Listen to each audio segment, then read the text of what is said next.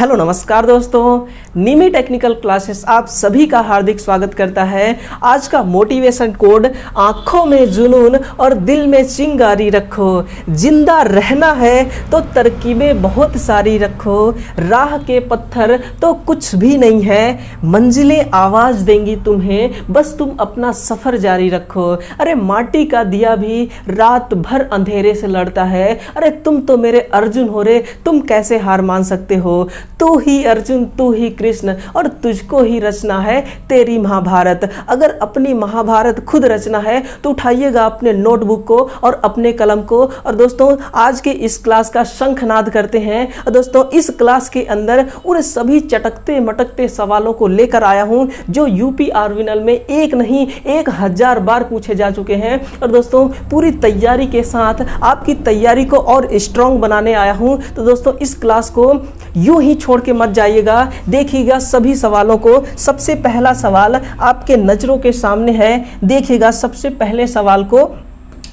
Class ए प्रकार के power amplifier की दक्षता कितनी होती है। दोस्तों ये ऐसा सवाल है जो एग्जाम में एक नहीं 1000 बार आ चुका है। अब देखिएगा क्वेश्चन नंबर फर्स्ट, यानी कि दोस्तों आज क्वेश्चन नंबर 41 है। हम लोगों ने यूपी आर्विनल के लिए लगातार प्रयास कर रहे हैं। दोस्तों यूपी आर्विनल के एग्जाम में इस बार हमें फतेह हासिल करना है। इसके लिए हमें रुकना नहीं, हमें झुकना नहीं। जो जितना घिसेगा वो उतना चमकेगा, इस बात को ध्यान दीजिएगा। सबसे पहला सवाल, क्लास ए प्रकार के पावर एम्पलीफायर की दक्षता कितनी होती है। दोस्तों देखिएगा ऐसे सवालों का बुखार कैसे उतारा जाता है। क्लास ए प्रकार के पावर एम्पलीफायर की दोस्तों दक्षता कितनी होती है। अगर दोस्तों एग्जाम में इस बार उल्टा पूछ दे, क्या इसका जस्ट उल्टा पूछ दे कि ऐसा बताओ कि डायरेक्ट कपलिंग क्लास ए प्रकार की जो एम्पलीफायर है उसकी अगर डायरेक्ट कपलिंग कर दी जाए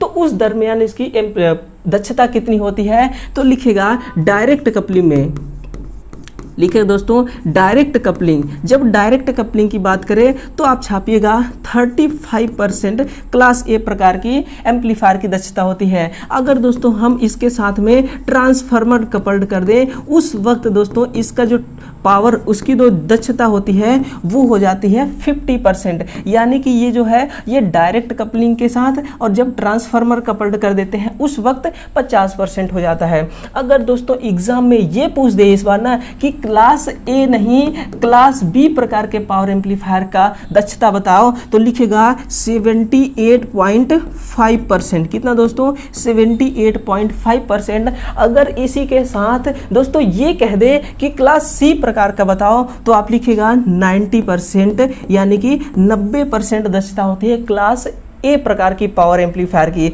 दोस्तों अब ध्यान से सुनिएगा, न आपसे डायरेक्ट कपलिंग पूछे, न आपसे कपलिंग के बारे में पूछे, न क्लास बी न क्लास सी। इस बार पूछ दे दोस्तों कि क्लास ए बी प्रकार के पावर एम्पलीफायर की दक्षता बताओ, तो आप लिखेगा 50% से लेकर 78.5%। ये होता है क्लास ए बी प्रकार के पावर एम्पलीफायर की दक्षता। अब ध्यान दीजिएगा दोस्तों, लिखेगा जो क्लास ए प्रकार की पावर एम्पलीफायर है, जो क्लास ए प्रकार की पावर एम्पलीफायर है, अगर मैं आपसे ये कहूँ कि इस एम्पलीफायर को इनपुट के रूप में हम एक ऐसा सिग्नल दें जिसका वेव फॉर्म जिसका साइकिल एक पूर्ण साइकिल हो, तो आउटपुट में हमें किस प्रकार का सिग्नल देगी। तो आप लिखेगा ये आउटपुट में एक पूर्ण साइकिल का सिग्नल देगी, यानी कि 360 डिग्री का सिग्नल आउटपुट में प्रदान करने वाली है। अगर मैं आपसे ये कह दूं कि क्लास बी प्रकार की जो पावर एम्पलीफायर है, इस एम्पलीफायर को इनपुट के रूप में ऐसा सिग्नल दूं जिसका वेव फॉर्म कैसा हो, प्योर एसी हो, लेकिन साइकिल एक पूर्ण हो, तो दोस्तों आउटपुट में ये हाफ साइकिल का सिग्नल प्रदान करता है। यानी कि दोस्तों समझिएगा मेरी बातों को, इसको मैं इस प्रकार का यानी कि फुल साइकिल वाली एसी सिग्नल देता हूं इनपुट में दोस्तों, तो ये आउटपुट में हमें किस प्रकार का सिग्नल देगी, तो आउटपुट में हमें केवल हाफ साइकिल वाली सिग्नल प्रदान करेगी। ये किस प्रकार के एम्पलीफायर की बात हो रही है, तो ये बात हो रही है क्लास बी प्रकार के एम्पलीफायर की। अब सुनिएगा मेरी बातों को, अगर मैं आपसे कहूं कि क्लास सी प्रकार की जो एम्पलीफायर है इसको अगर मैं इनपुट सिग्नल के रूप में इस प्रकार का फुल साइनोसॉइडल वेव फॉर्म वाला फुल साइकिल वाली इनपुट देता हूं तो आउटपुट में किस प्रकार का देगा, तो लिखिएगा दोस्तों आउटपुट में ये 180 डिग्री सेल्सियस से भी 180 डिग्री से भी कम का सिग्नल प्रदान करेगा। दोस्तों इसी के साथ में नोट करना क्लास ए बी प्रकार का, तो इसका आउटपुट में जो सिग्नल होता है दोस्तों वो 360 डिग्री के मध्य 360 डिग्री के मध्य होता है। तो देखिएगा दोस्तों ये अकेला सवाल अपने अंदर कितने सारे पॉइंटों को स्टोर करके रखता है। अब देखिए दोस्तों इस एम्पलीफायर के बारे में आप देखिए, अगर मैं आपसे पूछ दूं कि एम्पलीफायर का कार्य क्या होता है तो आप लिखेगा आयाम को बढ़ाना। दोस्तों इस बार यूपी आर्विनल इसके जस्ट उल्टा पूछ दे कि आप मुझे ये बताइए कि आयाम को घटाने वाली इलेक्ट्रॉनिक युक्ति का नाम बताइए, तो लिखिएगा दोस्तों उसका नाम होता है अटेन्यूएटर। दोस्तों ये अटेन्यूएटर क्या करता है, आयाम को घटाता है। अब ध्यान दीजिएगा दोस्तों क्या होता है, आजकल कोई भी उत्सव होए दोस्तों ये जो म्यूजिक सिस्टम होता है ना, म्यूजिक सिस्टम में जब कहते हैं कि दोस्तों बेबी को बेस पसंद है, उस वक्त बेस को कैसे बढ़ाया जाता है, इस एम्पलीफायर के द्वारा इस एम्पलीफायर के द्वारा बेस को बढ़ाया जाता है। और घटाया किसके द्वारा जाता है, तो आप लिखिएगा अटेन्यूएटर के द्वारा इसके बेस को घटाया जाता है। तो दोस्तों ये रहा इसका पूरा मामला, आप फटाफट से स्क्रीनशॉट ले सकते हैं। चलिएगा दोस्तों नेक्स्ट क्वेश्चन है हमारा। अब देखिएगा दोस्तों ये ऐसा सवाल है ना, क्या ये मल्टीपर्पज का सवाल है, ध्यान दीजिएगा दोस्तों, मोस्ट इंपॉर्टेंट तो है ही, ये मल्टीपर्पज का सवाल है। ये दोस्तों घुमा फिरा के आपको लपेट के आपके दिमाग को खराब कर देगा। दोस्तों ये कभी भी डायरेक्ट नहीं पूछा जाता ऐसे सवाल, कोई ज़रूरी नहीं है दोस्तों ये जो सवाल मैंने लिखा है ना सेम टू सेम आए, बस इसको यूँ घुमा देगा है ना। तो आपको कंफ्यूज करने के लिए वह कौन सा जनरेटर है जिसका प्रयोग लाइटिंग और पावर हेतु प्रयोग में लिया जाता है। देखिएगा दोस्तों जो ऑप्शन के सबसे नीचे दुबक कर बैठा हुआ है ना वही है इसका करेक्ट आंसर, यानी कि शंट जनरेटर। अगर मैं ये कह दूं दोस्तों इसके अलावा यानी कि लाइटिंग और पावर के अलावा इस शंट जनरेटर का इस्तेमाल कहाँ किया जाता है, तो नोट कीजिएगा दोस्तों इसका इस्तेमाल इसके अलावा कहाँ पे करते हैं, जहां पे कम भार की आवश्यकता हो। लिखेगा कम भार वाले स्थान में यानी कि जहां कम लोड की आवश्यकता हो। इसके अलावा लिखेगा दोस्तों इसका उपयोग वहां पे करते हैं ना, कहां पे, जहां पे स्थिर लोड की आवश्यकता हो। लिखेगा स्थिर लोड की आवश्यकता हो वहां पे शंट जनरेटर का यूज किया जा सकता है। जैसे नोट कीजिएगा दोस्तों एग्जाम्पल के रूप में नोट कीजिएगा, जो रंदा होता है दोस्तों, लकड़ी का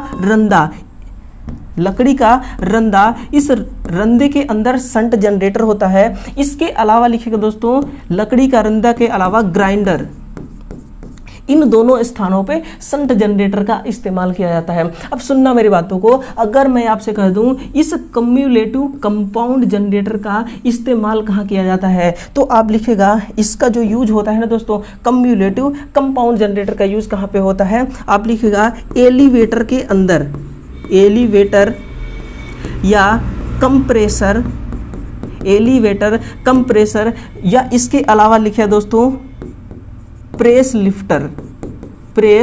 लिफ्ट, इन सभी स्थानों पर कम्युलेटिव कंपाउंड जनरेटर का इस्तेमाल करते हैं। अब सुनना मेरी बातों को दोस्तों, अगर ये कम्युलेटिव कंपाउंड जनरेटर है, इसके अंदर दोस्तों एग्जाम में ये पूछ दे कि कितने वाइंडिंग होती हैं, तो आप लिखिएगा 2 वाइंडिंग। पहला तो दोस्तों लिखिएगा शंट वाइंडिंग और दूसरा सीरीज वाइंडिंग। क्या शंट और सीरीज वाइंडिंग होते हैं। अगर ये कह दे दोस्तों कि जो शंट और सीरीज वाइंडिंग के अंदर जो फ्लक्स जनरेट होता है, इन दोनों का फ्लक्स किस नेचर का होता है, तो आप लिखना इनका जो नेचर होता है दोस्तों जुड़ने योग्य होता है या तुड़ने योग्य। तो लिखेगा दोस्तों इनका जो फ्लक्स होता है वो हमेशा जुड़ने योग्य होता है। देखिएगा दोस्तों, अगर दोस्तों डिफरेंशियल कंपाउंड के बारे में बात किया जाए तो इसका यूज लिखेगा, इसका यूज आर्क वेल्डिंग में किया जाता है। आर्क वेल्डिंग में नोट करना मेरे भाइयों, आर्क वेल्डिंग के अंदर इस डिफरेंशियल कंपाउंड जनरेटर का इस्तेमाल किया जाता है। अगर इसमें यह पूछ दे कि इसके अंदर दोस्तों जो फ्लक्स जनरेट होता है वो जुड़ने योग्य होता है या तोड़ने योग्य, तो आप लिखना इसका दोस्तों जुड़ता कभी भी नहीं है। क्या इसका जो फील्ड, इसका जो मैग्नेटिक फील्ड है दोस्तों वो कभी भी नहीं जुड़ता है। ये है दोस्तों डिफरेंशियल कंपाउंड जनरेटर के बारे में। अब नोट कीजिएगा इस अल्टरनेटर के बारे में। देखिएगा ये जो अल्टरनेटर है दोस्तों, अगर मैं कहूँ इसका यूज कहाँ पे किया जाता है तो आप लिखिएगा विद्युत ऊर्जा प्राप्त करने के लिए। क्या? विद्युत ऊर्जा प्राप्त करने के लिए, यानी कि यांत्रिक ऊर्जा को विद्युत ऊर्जा में कन्वर्ट कौन करता है? अल्टरनेटर। अब देखिएगा दोस्तों अल्टरनेटर का दूसरा नाम क्या होता है तो आप लिखिएगा, इसको हम सिंक्रोनस जनरेटर के नाम से जानते हैं। सिंक्रोनस जनरेटर के नाम से भी जानते हैं। इसके अलावा इसका क्या नाम है तो लिखिएगा एसी जनरेटर। क्या दोस्तों? एसी जनरेटर के नाम से भी हम इसको जानते हैं। अगर मैं आपसे ये पूछूं कि अल्टरनेटर की जो दोस्तों दक्षता होती है ना वो कितना होती है तो आप लिखिएगा 80% इसकी दक्षता होती है। अब ध्यान दीजिएगा दोस्तों, अगर मैं आपसे ये कह दूं कि आप मुझे 3 फेज प्रकार के ऐसे मोटर का नाम बताइए जो 3 फेज होने के बावजूद भी सेल्फ स्टार्ट नहीं होती, तो आप लिखिएगा ये कम बखत ऐसा मोटर है सिंक्रोनस मोटर। ये इस प्रकार का मोटर है, यानी कि दोस्तों ये 3 फेज प्रकार का होता है लेकिन ये सेल्फ स्टार्ट नहीं होता। लिखिएगा दोस्तों no self start, no self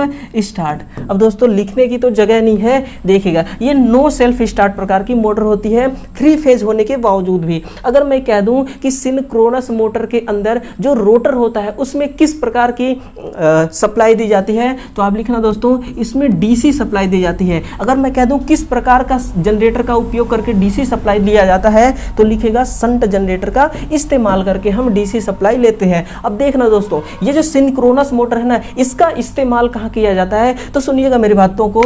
इसका इस्तेमाल दोस्तों हम एक्साइटेशन के आधार पर लेते हैं। कहाँ? एक्साइटेशन के अकॉर्डिंग इसका उपयोग किया जाता है। अब लिखना दोस्तों इसकी जो दक्षता होती है ना इसकी दक्षता लिखना 95%, यानी कि बहुत अच्छी इसकी दक्षता मानी जाती है। अब देखना दोस्तों मैं अगर ये कह दूं कि इस मोटर का उपयोग जब हम पावर फैक्टर सुधारने के लिए लेते हैं उस वक्त इसका रेटिंग किस में होता है तो ध्यान दीजिएगा दोस्तों उस वक्त इसकी जो रेटिंग होती है kVAR में होती है। किसमें? kVAR में। और दोस्तों अगर ये कह दूं ना कि जब ये पावर फैक्टर को सुधार रही होती है ये मोटर तो इस वक्त इसका एक्साइटेशन कैसा होता है तो आप लिखिएगा ओवर एक्साइटेशन। ओवर एक्साइटेशन होता है। लेकिन लोड के बारे में बात किया जाए दोस्तों तो ये कैसा होता है? No load. क्या? ये नो लोड होता है, यानी कि नो लोड और ओवर एक्साइटेशन की कंडीशन में जब सिंक्रोनस मोटर को ऑन किया जाएगा उस वक्त ये पावर फैक्टर को सुधारती है। लेकिन जब दोस्तों ये पावर फैक्टर को नहीं, ये यांत्रिक ऊर्जा प्रदान कर रही हो, क्या? यांत्रिक ऊर्जा प्रदान कर रही हो आउटपुट में, उस वक्त इसकी रेटिंग किस में होती है तो आप लिखना उस वक्त इसकी रेटिंग केवल किलोवाट में होती है। तो देखिएगा दोस्तों ये सवाल अपने आप में बहुत ही विशाल और बहुत ही हैवी है। तो दोस्तों अपना फीडबैक जरूर दीजिएगा, कमेंट बॉक्स में जरूर लिखिएगा दोस्तों क्लास कैसा लग रहा है। तो देखिएगा दोस्तों ये रहा इस क्वेश्चन का टोटल डिटेल्स। चलिएगा नेक्स्ट क्वेश्चन की तरफ चलते हैं। क्वेश्चन नंबर 43, वाट की माप किस मीटर के द्वारा संभव है। दोस्तों छोटी छोटी बातों को पकड़ना सीखो। क्या? छोटी बातों को पकड़ना सीखो। वाट किसकी यूनिट होती है आप लिखेगा पावर की यूनिट है। पावर किसको कहते हैं आप लिखेगा हम शक्ति को ही तो पावर कहते हैं, यानी कि जो शक्ति मीटर है यही वाट को माप सकता है। अगर मैं आपसे कह दूं दोस्तों माइक्रोमीटर का कंपेरिजन किससे किया जाता है, ध्यान से सुनना, माइक्रोमीटर का कंपेरिजन दोस्तों वर्नियर कैलिपर से किया जाता है।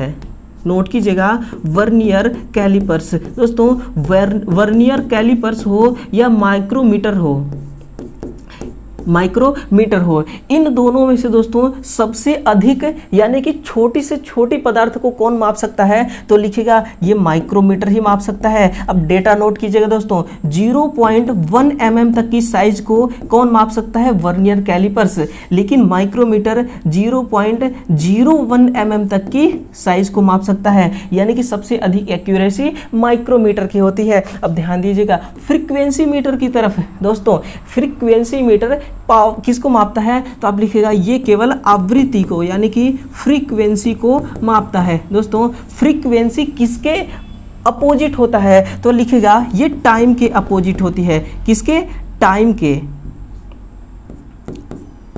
यानी कि ये टाइम के उल्टा यानी कि व्युत्क्रमानुपाती होता है। अब देखिए दोस्तों फ्रीक्वेंसी मीटर, अगर मैं कह दूं कि इंडिया के अंदर, भारत के अंदर कितने हर्ट्ज की फ्रीक्वेंसी होती है, तो आप लिखना 50 हर्ट्ज यानी कि 50 हर्ट्ज। मैं कह दूं दोस्तों ब्रिटेन के अंदर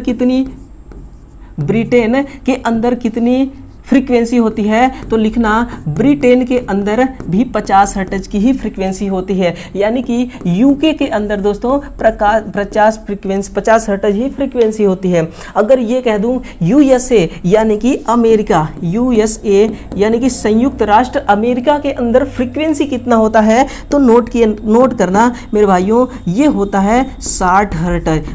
अमेरिका में 60 हर्ट्ज की फ्रीक्वेंसी वाली सप्लाई होती है। दोस्तों प्रतिरोध मापता है क्या, प्रतिरोध मापी मीटर प्रतिरोध को मापता है। और प्रतिरोध किसकी यूनिट होती है, तो लिखना ये प्रतिरोध की यूनिट दोस्तों ओम होती है। क्या, ओम, ये है ओम का सिंबल, इस प्रकार से ओम होता है। मैं कहूँ दोस्तों इसके अलावा ओम किस किस की यूनिट होती है, तो लिखना रेजिस्टेंस, नोट करना दोस्तों, रेजिस्टेंस, इंडक्टिव रिएक्टेंस,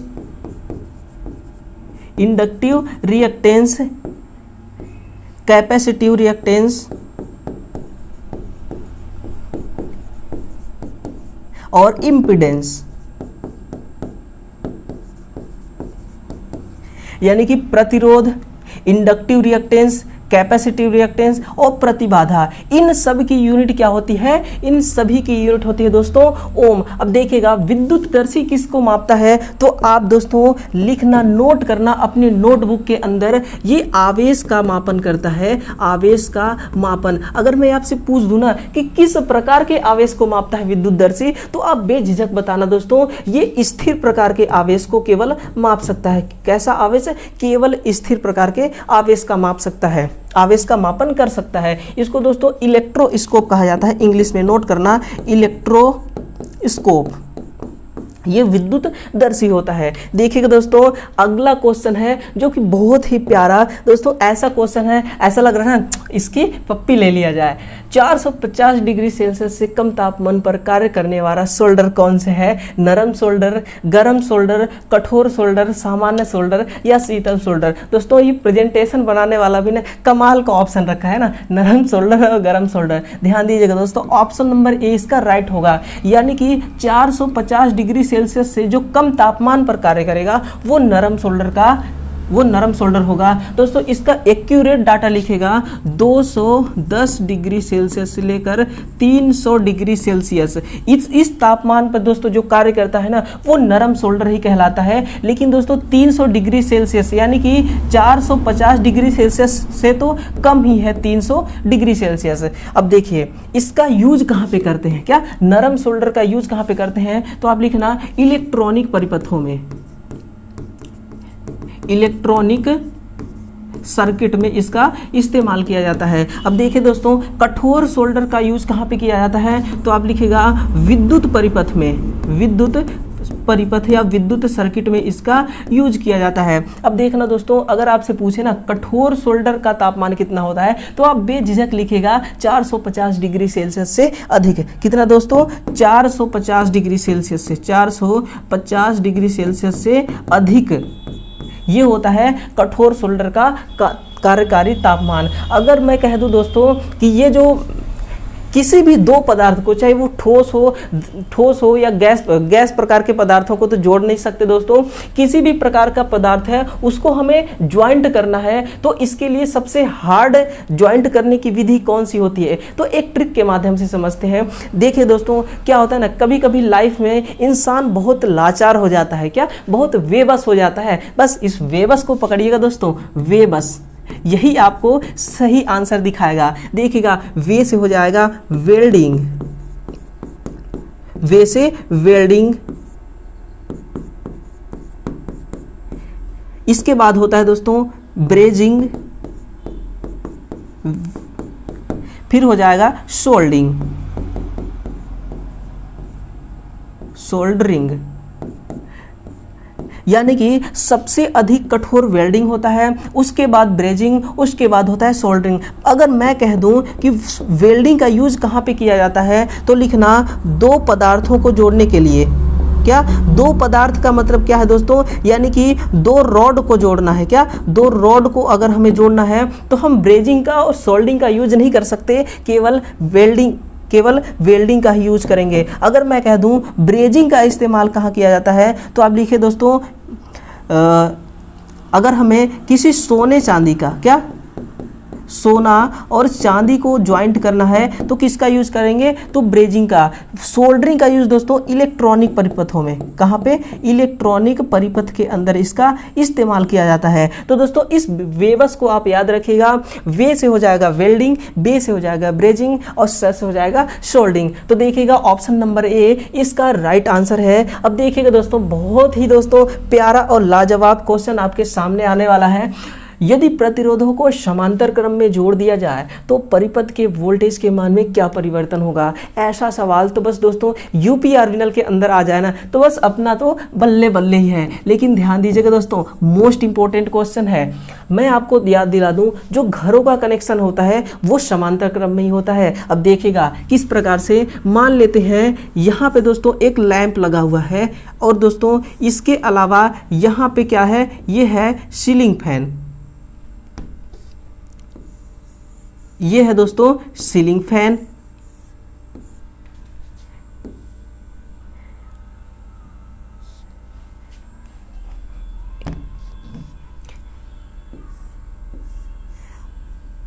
और यहां पे लगा है दोस्तों एक हीटर लगा हुआ है, जिसको मैंने इस प्रकार से रिप्रेजेंट किया। ये सब के सब कैसे कनेक्शन है, ये कनेक्शन है दोस्तों हमारा समांतर प्रकार का। यहाँ पे 230 वोल्ट की एसी सप्लाई के साथ इनको हमने कनेक्ट कर दिया। अब देखिए, अगर मैं यहाँ पे कहूँ कि इस प्रकार के कनेक्शन में जितने भी इक्विपमेंट लगे हुए हैं, इन सभी इक्विपमेंट में वोल्टेज किस प्रकार मिलेगा, तो आप लिखेगा चाहे वो लैंप हो, सीलिंग फैन हो या हीटर हो, उन सबको दोस्तों वोल्टेज एक समान मिलेगा, एक समान, क्योंकि ये समांतर क्रम में जुड़े हुए हैं। अगर मैं धारा की बात करूं तो दोस्तों धारा इनमें भिन्न होगा, सब में अलग अलग होगा। क्यों? क्योंकि सभी के पावर रेटिंग के अकॉर्डिंग इस कनेक्शन में इनको करंट मिलता है। लेकिन इसी का जस्ट उल्टा मैं कर दूं, अगर इन्हीं को मैं क्या कर दूं दोस्तों, यहां पे देखना, सबसे पहला बल्ब लगाता हूं, फिर इसके बाद यहां पे मैं सीलिंग फैन लगा देता हूं, और यहीं पे मैं हीटर लगा देता हूं दोस्तों, क्या हीटर। अब देखिएगा ये किस प्रकार का कनेक्शन है, तो आप लिखिएगा ये समांतर सीरीज कनेक्शन है। क्या दोस्तों, ये सीरीज प्रकार का कनेक्शन है। देखिएगा अगर यहाँ पे 230 वोल्ट की सप्लाई आती है, तो मान लीजिए ये 200 वोल्ट तो ये अकेला ये लैंप ले लेता है, ऐसा आपको मानना है। कितना? 200 वोल्ट। इस 200 वोल्ट में 230 में से 200 वोल्ट तो ये अकेला खा गया, बाकी का दोस्तों 30 वोल्ट ये आगे ट्रांसफर करता है। 20 वोल्ट मान लेते हैं ये सीलिंग फैन ले लेती है, बचा कितना? 10 वोल्ट। बाकी का 10 वोल्ट दोस्तों ये ले लेती है कितना? 10 वोल्ट। अगर यहाँ पे एक और कोई उपकरण लगा हो, मान लीजिए एक और यहाँ पे कोई उपकरण लगा हुआ है, उसके लिए तो कोई वोल्ट ही नहीं बचा, यानी कि 0 वोल्ट हो गया।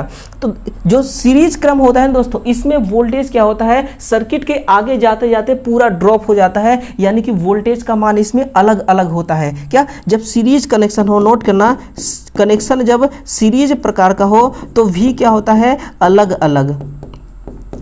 अलग। लेकिन धारा आई क्या होता है इसमें, एक समान, नोट करना, धारा इसमें एक समान होता है। तो प्रतिरोध हो दोस्तों, प्रतिरोध हो या वो लैंप या सीलिंग फैन या कोई भी चीज़ हो, कोई भी उपकरण का इक्विपमेंट हो, अगर समांतर क्रम में आप जोड़ दिए तो सभी को जो वोल्टेज है ना वो एक समान मिलने वाला है। अगर करंट के बारे में पूछे तो लिखना इसमें भिन्न भिन्न होता है। देखिएगा ऑप्शन नंबर ए इसका राइट आंसर हो जाएगा। अब देखिएगा दोस्तों, बहुत ही प्यारा सवाल आपके सामने है, यानी कि ये दोस्तों टीन का गलन बिंदु कितना होता है। अब ध्यान दीजिएगा, टीन का गलन बिंदु 232 डिग्री सेल्सियस, कितना 232 डिग्री सेल्सियस इसका गलन बिंदु होता है। अगर मैं कहूँ कि इसका यूज कहाँ पे करते हैं तो आप लिखिएगा इसका जो इस्तेमाल होता है ना, इसका इस्तेमाल दोस्तों वैसे तो फ्यूज के अंदर होता है, कहाँ, फ्यूज में। और जो दूसरा इस्तेमाल होता है दोस्तों ये सोल्डर के अंदर, कहाँ पे, सोल्डरिंग में इसका प्रयोग किया जाता है। इन दोनों जगह पे इसका इस्तेमाल करते हैं। अगर मैं ये कह दूं कि इसका और दूसरा नाम क्या है तो आप लिखिएगा इसको हम रांगा के नाम से भी जानते हैं। क्या, इसको हम टीन को रांगा कहते हैं, है ना, ये टीन का दूसरा नाम होता है। और दोस्तों टीन को अगर मैं कहूँ किससे मिलकर तैयार किया जाता है तो आप लिखिएगा सल्फाइड, सल्फाइड प्लस एक और कोई पदार्थ होता है दोस्तों, वो मुझे अभी ध्यान नहीं आ रहा है। सल्फाइड के अलावा कोई एक और पदार्थ होता है, उनसे मिलकर इस टीन को तैयार किया जाता है। तो चलिएगा नेक्स्ट क्वेश्चन है दोस्तों, जो कि बहुत ही इजी और सिंपल क्वेश्चन है, लेकिन ये यूपी आरविनल में नहीं, किसी भी एग्जाम को उठा के देख लो दोस्तों, वहां पे ना बहुत बार ये क्वेश्चन पूछा जा चुका है, यानी कि मोस्ट इंपॉर्टेंट क्वेश्चन है दोस्तों। ईसीई का पूर्ण विस्तार क्या होता है, आप लिखना electrochemical, electrochemical equivalent, electrochemical equivalent, option number C इसका करेक्ट हो जाएगा। अर्थ केमिकल इक्विवेलेंट गलत, इलेक्ट्रिक करंट इक्विवेलेंट गलत, यानी ये सब के सब क्या हैं, गलत हैं। ऑप्शन नंबर सी इसका करेक्ट है। अब देखिएगा एक ऐसा क्वेश्चन जो कि यूनिवर्सल क्वेश्चन है, देखिएगा ये कैसा हो दोस्तों, ये यूनिवर्सल क्वेश्चन है, यूनिवर्सल क्वेश्चन। अब देखना इस क्वेश्चन को, उत्पादन की इकाई हेनरी है तो इंडक्टिव रिएक्टेंस की इकाई क्या होगी। इस उत्पादन को किस नाम से जानते हैं तो लिखिएगा दोस्तों इसको हम इंडक्टर कहते हैं। क्या, इंडक्टर को ही उत्पादन किया जाता है और इसकी जो इकाई हो ना वो हेनरी होती है। क्या, हेनरी। तो लेकिन आपसे पूछा इंडक्टिव रिएक्टेंस की इकाई बताइए, मैं आपको बताता हूं इंडक्टिव रिएक्टेंस की नहीं, मैं आपको रेजिस्टेंस, लिखना रेजिस्टेंस हो, इंडक्टिव रिएक्टेंस हो या कैपेसिटिव रिएक्टेंस हो या इम्पीडेंस हो, इन सभी की इकाई ओम होती है। क्या, ओम। इसका प्रतीक दोस्तों इस प्रकार से होता है। अब देखिएगा, यानी कि इसकी इकाई ओम होती है। अब देखिए दोस्तों हेनरी किसकी इकाई है, ये उत्पादन की, और फैरड किसकी इकाई है तो लिखिएगा दोस्तों फैरड किसकी इकाई है, ये कैपेसिटर की। क्या, कैपेसिटर की इकाई होती है फैरड। अगर मैं आपसे कहूं कि फैराडे किसकी इकाई है तो आप लिखना फैराडे आवेश की इकाई होती है, आवेश की इकाई होती है। अगर मैं कह दूं एक फैराडे बराबर कितना होता है दोस्तों, कूलाम, एक फैराडे बराबर कितना कूलाम होता है तो आप लिखना 96,500 कूलाम। कितना, 96,500 कूलाम। महो किसकी यूनिट होती है तो आप लिखिएगा ये चालकता की यूनिट होती है। किसकी, कंडक्टेंस, नोट कीजिएगा, कंडक्टेंस की यूनिट होती है वो होती है महो। अब देखिएगा दोस्तों इसके अलावा नेक्स्ट क्वेश्चन है जो कि बहुत ही शानदार क्वेश्चन है, मोस्ट इंपोर्टेंट है दोस्तों। वह कौन सी बायसिंग है जिसमें एलईडी प्रकाश उत्पन्न करने लगती है, यानी कि किस बायसिंग में जो एलईडी होती है ना वो प्रकाश उत्पन्न करती है। अब देखिएगा मेरी बातों को बिल्कुल गौर से सुनिएगा, एल ई और डी को मैं यहाँ पे लिखता हूँ। डी फॉर होता है डायोड, डी फॉर डायोड। अब देखिएगा दोस्तों डायोड पी और N प्रकार के सेमीकंडक्टर से मिलकर तैयार होता है। क्या? P और N प्रकार के सेमीकंडक्टर से मिलकर इसको तैयार करते हैं। अब ध्यान से सुनना मेरी बातों को। अगर मैं इस डायोड को फॉरवर्ड बायस में कनेक्ट करता हूं, अब फॉरवर्ड बायस दोस्तों कैसे होता है, मान लीजिए ये इसका कैथोड का सिरा है। क्या? कैथोड का सिरा है, निगेटिव टर्मिनल। ये इसका है एनोड का सिरा, जिसको पॉजिटिव टर्मिनल कहते हैं। अब बैटरी के दोस्तों, जो बैटरी होती है ना, इस बैटरी के साथ हम इसको कनेक्ट करते हैं। अब देखिए किस प्रकार से मैं इसका कनेक्शन करता हूं। यह है इसका माइनस, यह है इसका प्लस, यानी कि डायोड का माइनस टर्मिनल बैटरी के माइनस से और इसका प्लस बैटरी के प्लस से। तो ये किस प्रकार का कनेक्शन हो गया, लिखे गया ये फॉरवर्ड बायस का कनेक्शन हो गया। किसमें? फॉरवर्ड बायस में। अब दोस्तों क्या होता है, जब इसको फॉरवर्ड बायस में कनेक्ट कर देते हैं तो इसमें क्या है, होल पी प्रकार वाले खंड के अंदर दोस्तों क्या है, इसके अंदर है होल, और एन प्रकार के अंदर है मुक्त इलेक्ट्रॉन। इनका ना दोस्तों आपस में बहुत ही गहरा प्यार है, बहुत ही गहरा संबंध है। जब तक ये आपस में एक दूसरे से मेल मिलाप नहीं कर लेते तब तक ये विद्युत धारा का प्रवाह कतई नहीं कराते। अब क्या है कि हम होल को दोस्तों इस मुक्त इलेक्ट्रॉन के पास लाना है। इसके लिए हमें इस डायोड को फॉरवर्ड बायस में कनेक्शन करना होगा। तो यहाँ से होल निकलकर मुक्त इलेक्ट्रॉन की तरफ आ जाते हैं। फिर दोस्तों क्या है, यहां से करंट का चलना स्टार्ट हो जाता है। ठीक है, और यहीं पे मैं मान लीजिए कि यहीं पे एक लैंप लगा देता हूं। ये है मेरा एक लैंप जो है एलईडी का लैंप। क्या? एलईडी। जैसे ही यहाँ करंट फ्लो होना स्टार्ट हो जाएगा, ये एलईडी जलना स्टार्ट हो जाएगी। तो एलईडी किस बायस में जलेगी, ये केवल फॉरवर्ड बायस में। अब मैं इसको रिवर्स बायस में कर देता हूं। यहाँ पे क्या लिख देता हूं, ये हम दोस्तों ये है प्लस का टर्मिनल और ये हो गया माइनस का टर्मिनल। अब ये रिवर्स बायस हो गया। क्या? रिवर्स बायस में इसका कनेक्शन हो गया।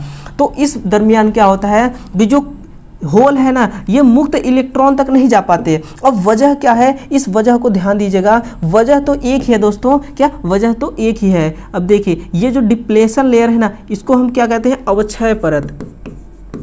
अवक्षय परत। इस अवक्षय परत की ना मोटाई बहुत अधिक हो जाती है, जिससे होल एन प्रकार के खंड की तरफ नहीं जा पाते। और जब तक ये आपस में मिलेंगे नहीं, इलेक्ट्रॉन बहेंगे नहीं, और इलेक्ट्रॉन फ्लो नहीं होगा तो करंट फ्लो नहीं होगा, जिससे ये एलईडी हमारी नहीं जलेगी। इसलिए दोस्तों फॉरवर्ड बायस में तो डायोड काम करते हैं और रिवर्स बायस में डायोड नहीं काम करते। इसलिए इसको हम एक दिशीय कहते हैं। क्या? एक दिशीय युक्ति। नोट कीजिएगा, जो डायोड होता है वो एक दिशीय युक्ति होती है। तो चलिएगा दोस्तों, इसका करेक्ट आंसर हो जाएगा फॉरवर्ड बायस। वह कौन सी बायसिंग है जिसमें एलईडी प्रकाश करना उत्पन्न कर देती है? तो आप बेझिझक लिखिएगा, फॉरवर्ड बायस के अंदर प्रकाश देना स्टार्ट कर देती है। इस क्लास का लास्ट क्वेश्चन दोस्तों, अब देखिएगा, पूरे शिद्दत के साथ इसको हम सॉल्व करते हैं। तापमान बढ़ाने पर किस पदार्थ की चालकता बढ़ने लगती है? अब ध्यान से सुनना मेरी बातों को दोस्तों। चालकता बढ़ने लगती है, ऐसा होता है केवल एक ही पदार्थ के अंदर, और उस पदार्थ का नाम है अर्धचालक। क्या? अर्धचालक। देखिए दोस्तों, अर्धचालक दो प्रकार के पदार्थों से मिलकर बनता है। पहला तो है कुचालक और दूसरा चालक, यानी कि इसके अंदर चालक और कुचालक दोनों प्रकार के गुण होते हैं। कुचालक दोस्तों क्या होता है, जब 0 डिग्री केल्विन तापमान होता है उस वक्त अर्धचालक कुचालक की भांति काम करता है। अब मैं आपको ध्यान दिला दूं दोस्तों, कोई भी पदार्थ है ना, उस पदार्थ के अंदर 3 बॉन्ड होते हैं। क्या? 3 बॉन्ड होते हैं। मान लीजिए ये अर्धचालक है, इस अर्धचालक के अंदर यहाँ पे है दोस्तों वैलेंसी बैंड, यहाँ पे होता है फोरबिडेन बैंड, यहाँ पे कंडक्शन बैंड। अब देखिएगा, मुक्त इलेक्ट्रॉन 2 जगह पे हैं, वैलेंसी बैंड में भी और कंडक्शन बैंड में भी। यहाँ पे क्या होगा दोस्तों, इस वैलेंसी बैंड से इलेक्ट्रॉन को हमें ट्रांसफर करना है कहाँ, इस कंडक्शन बैंड में। लेकिन होगा क्या, जब तापमान 0 डिग्री केल्विन होगा उस वक्त इस फोरबिडेन बैंड का साइज बहुत अधिक होगा, जिसकी वजह से मुक्त इलेक्ट्रॉन वैलेंसी बैंड से निकल करके कंडक्शन बैंड तक नहीं पहुंच पाएंगे, जिस वजह से विद्युत धारा का प्रवाह नहीं होगा। लेकिन जैसे ही हम तापमान बढ़ाते हैं, क्या जैसे ही हम तापमान बढ़ाते हैं दोस्तों, ये जो ये जो फोरबिडेन बैंड है ना, ये बहुत ही पतला हो जाता है। ये है दोस्तों वैलेंसी बैंड, फोरबिडेन बैंड, और ये है कंडक्शन बैंड। अब देखिए इस फोरबिडेन बैंड का साइज बहुत ही पतला हो गया। कितना डिग्री केल्विन तापमान बढ़ाने पर? 300 डिग्री केल्विन तापमान बढ़ाने पर इसका साइज बहुत पतला हो जाता है। अब मुक्त इलेक्ट्रॉन आसानी से यहाँ से निकलकर यहाँ चले जाते हैं और फिर इलेक्ट्रॉनों का प्रवाह होते ही विद्युत धारा का प्रवाह होना स्टार्ट हो जाता है। इसीलिए दोस्तों तापमान बढ़ाने पर किस पदार्थ की चालकता बढ़ती है? तो आप लिखिएगा अर्धचालक की चालकता बढ़ जाती है। इसके अलावा दोस्तों जो बैटरी होती है ना, बैटरी के अंदर भी ऐसे होता है। अगर मैं आपको ध्यान दिला दूं, एनटीसी जो रेजिस्टेंस के बारे में आपने पढ़ा था, एनटीसी रेजिस्टेंस, एनटीसी यानी कि नेगेटिव टेम्परेचर कोफिशिएंट। ये क्या होता है दोस्तों? इनके अंदर ऐसा गुण होता है ना कि टेम्परेचर को अगर आप बढ़ाएंगे तो जो आर रेजिस्टेंस का है ना वो डाउन होता है। इसके अलावा इसके बाद जो चालकता है वो बढ़ जाती है। तो एनटीसी के अंतर्गत ही आती है अर्धचालक, एनटीसी के अंतर्गत ही आती है बैटरी। क्या ये दोनों एनटीसी के अंतर्गत ही आती हैं? तो ये रहा दोस्तों क्वेश्चन नंबर 50 का करेक्ट आंसर। अर्धचालक, दुर्चालक, सुचालक, कुचालक, चालक ये कुछ नहीं होगा, अर्धचालक केवल इसका करेक्ट आंसर होगा। तो दोस्तों किस प्रकार से आज के सवालों को हम लोगों ने फटाफट दनादन सॉल्व किया है। तो दोस्तों इस क्लास को ना अपने दोस्तों के पास जरूर शेयर कीजिएगा और कमेंट बॉक्स में जरूर अपना फीडबैक भेजिएगा कि क्लास कैसा लगा आपको। उम्मीद करते हैं दोस्तों बेहतर लगा होगा और इसी तरह हम लोग यूपी आर्मिनल में फतह हासिल करने के लिए लगातार प्रयास, लगातार दोस्तों कोशिश करते रहेंगे, क्योंकि ये कोशिश ही तो है दोस्तों जो हमें प्रगति के रास्ते में हमें आगे बढ़ाएगा, है ना। कामयाबी के रास्ते में हमें आगे बढ़ाएगी और हमें कामयाबी के पास पहुंचना है, सफलता को हासिल करना है। और दोस्तों सफलता तभी हासिल हो सकती है जब हम किसी भी प्रकार का कोई कमी नहीं होने देंगे अपने अंदर, चाहे वो क्वेश्चनों को लेकर हो, मोटिवेशन को लेकर हो, या किसी भी प्रकार का कोई भी चीज़ हो, किसी भी चीज़ का कमी नहीं होने देंगे। तो अपना फीडबैक जरूर दीजिएगा दोस्तों, कमेंट बॉक्स में कमेंट कीजिएगा कि आज का क्लास कैसा लगा। अगर बेटर लगा हो तो एक लाइक जरूर करिएगा दोस्तों, क्योंकि आपका एक लाइक मेरे लिए एक कैप्सूल का काम करता है। और दोस्तों वही कैप्सूल तो चाहिए और आपसे कुछ भी नहीं चाहिए, बस आपका प्यार ही मेरे लिए सब कुछ है। तो चलिएगा दोस्तों इसी मोटिवेशन के साथ कल सुबह फिर से मिलते हैं यूट्यूब पे। तो तब तक के लिए जय श्री राम।